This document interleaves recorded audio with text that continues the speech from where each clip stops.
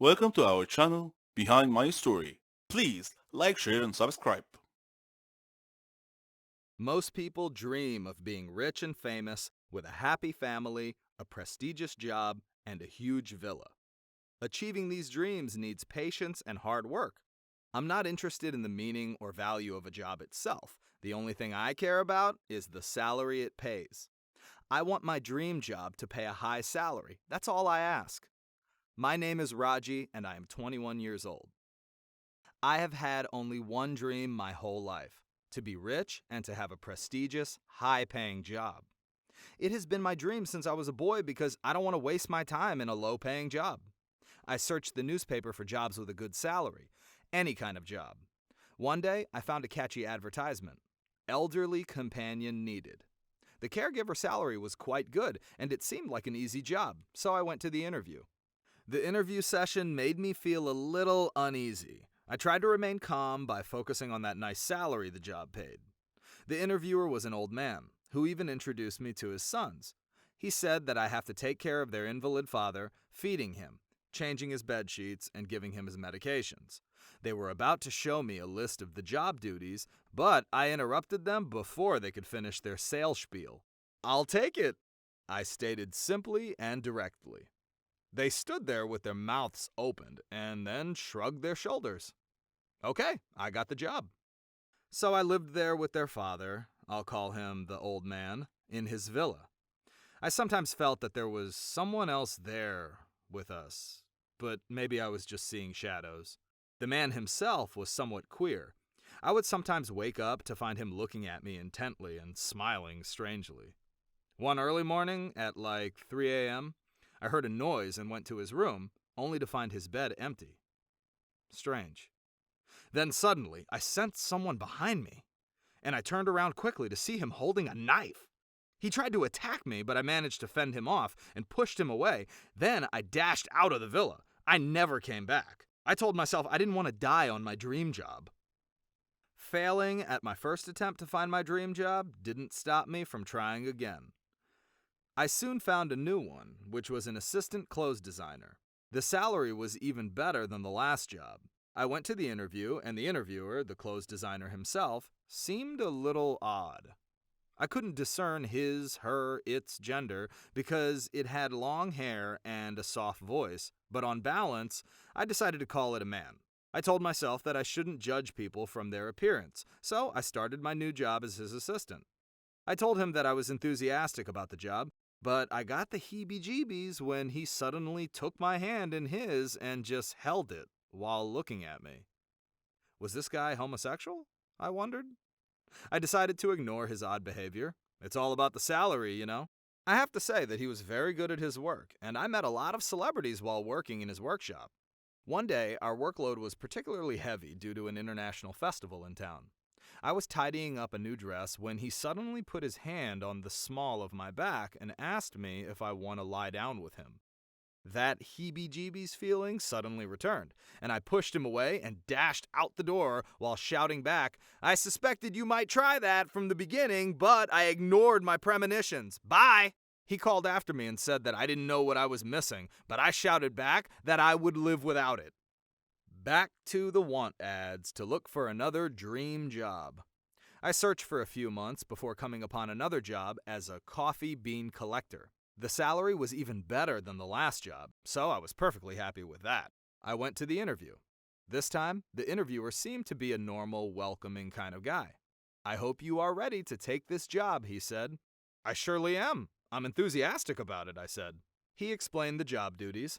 I had to collect coffee beans, wash and clean them, and put them in sacks for transporting. He said that I had to sign a legal contract that I couldn't break or get out of before its end date.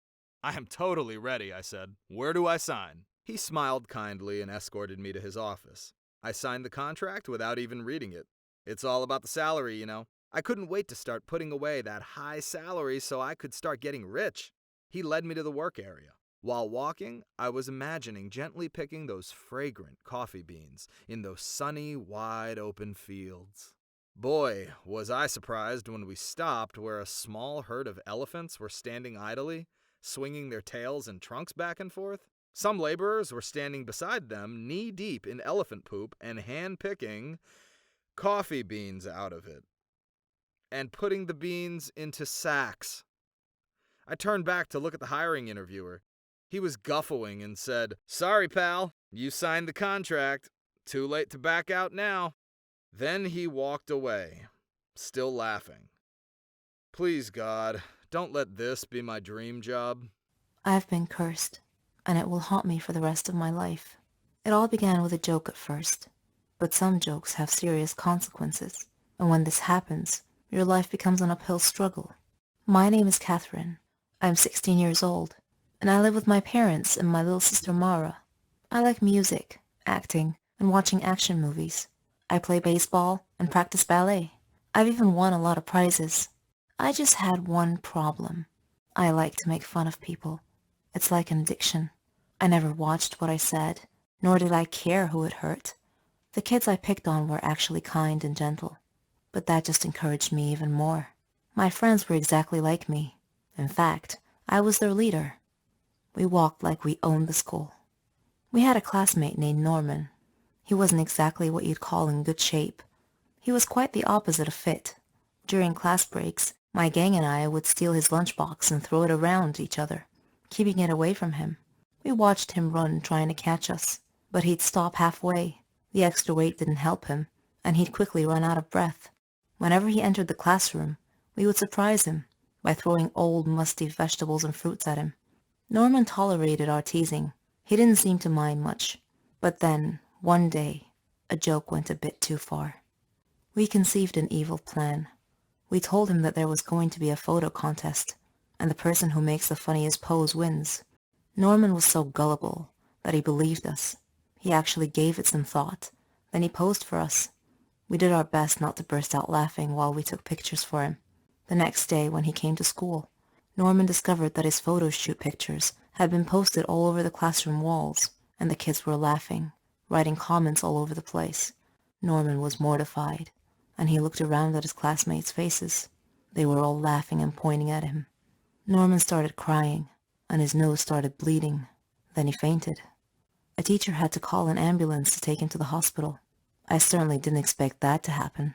We knew that Norman would get so fatigued sometimes and leave school for the rest of the day, but we didn't know that he had a medical condition, and I felt deep regret. The curse that I spoke of earlier began when a girl named Naomi joined our class as a new student. On her first day, our teacher brought her in and introduced her to us. She sat at the desk, at the very last row. I noticed that she was always looking at me in a strange way, and I wondered why. She looked at me with disdain, and I couldn't figure out why. It was my first time meeting her, after all. I avoided her, mainly because her looks made me feel uneasy, and whenever my gang wanted to make fun of her, I told them to leave her alone. I felt there was something about this girl. One day, during science class, the teacher had paired us up to do a lab experiment, and I intended to ask her about the way she looked at me. But before I could say anything, she took the initiative and surprised me by broaching the subject herself. "You will pay for what you did to Norman," she said coldly. I looked at her and asked, "How do you know Norman? And what are you talking about?" She replied, "It doesn't matter how I know. I just do." I spent the next few days thinking about her words. Afterwards, Naomi ignored me completely. No more staring, no more accusing looks. It was as if I no longer existed to her. I didn't understand her. Then came the day. We had a basketball match. It was the championship game, but I was still busy thinking about Naomi's words. During the game, I glanced at Naomi and caught her looking at me, which distracted me. One of the players from the other team suddenly bumped into me, knocking me down and causing me to land badly on one of my knees. The pain I was in. I had to withdraw from the game to be taken to the hospital. At the hospital, the doctor said that I had torn a ligament from my knee and told me that I would need a surgery and a lot of medication. So after going through the surgery, I began taking my medications. It caused me to gain weight, even though I wasn't eating very much, just vegetables and fruits. I asked the doctor about my sudden weight gain, and he told me the medications I was taking were affecting my hormonal balance, which rarely happened, but in my case, it did. He said that I would either have to endure great pain or deal with the overweight because it wasn't going to stop. So there you have it, guys. This is the curse that Naomi cast upon me. The price I had to pay for what I did to Norman. Eventually, I got well enough to take my final exams.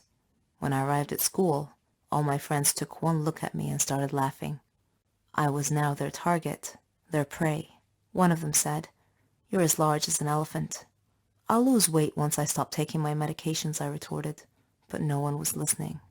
I am now living in a nightmare, and I would like to tell Norman that I'm very, very sorry for everything that I've done. It's completely normal when we meet someone we like to want to know everything about them. We'd want to get close to that person, and if that person happens to have a secret, we'd have a natural desire to want to know what it is. In this case, one has two choices: staying with that person or staying away from that person. Let me tell you what my choice was when this happened to me. My name is Rosalind, and I'm 15 years old. I live with my dad and my brother. Mom passed away and my brother was small, and I ended up caring for all his needs. Dad was everything to us, as he loved us a lot. He liked to spend most of his time outside, though, and so I was responsible for everything inside the house, in addition to my studies, that is. Memories of my mom were the only thing I had left of her, and I would often just sit and think about her. On the first day of school, Dad was away traveling abroad. All the kids in my class were excited after hearing that we have a new teacher this year. When she entered our classroom, I was both pleased and shocked that she looked exactly like my mom. Even her smile was the same. Her name was Isabel. I just adored her looks, her charismatic manner, and her charming voice. But I wasn't the only one who was charmed by her. All my friends liked her as well. I asked her to be my friend, and she was more than happy to. I told her that she reminded me of my mom. She smiled broadly and hugged me tight. I really missed Mom. Isabel told me that if I ever needed anything, I should just come to her, that it's what best friends do. It made me so happy. After school, I saw her waiting a bit up the street for a taxi. She looked so nice standing there in her makeup and nice clothes. I had told my brother that I would introduce him to her, but as we were walking towards her, a car stopped, and she got in and left. It was a very strange car. It had very dark tinted glass that prevented anyone from seeing inside. The next day, I asked her if she was married, and she said no. I told her I saw her get in a car yesterday, and that seemed to worry her for some reason, which caused me to worry too. She said that one of her relatives happened to see her, and they drove her home. Curious, I decided to watch the same spot again tomorrow, to see if the same thing happened again. But I received a message that Dad had just got back, so I chose to head straight home. I was thrilled that Dad was back. I hugged him and told him how much I missed him. We talked a lot, and I told him about Isabel and asked him to come to school and meet her. Unfortunately, she was absent the day Dad came to meet her. I began to worry about her some more. The day after that, I went to the same place at the same time, waited for her again. I wanted to know about the car with tinted glass. After school, Isabel came and waited again for the same car. It picked her up and drove away. When I went back home, Dad wasn't home. My brother told me that Dad had gotten a phone call and left. The day after, I saw Isabel at school, and she looked very happy. So I asked her why she was so happy that day, and she told me that she had wonderful news, that she would tell me about it later. That same day, I went to a friend's birthday party.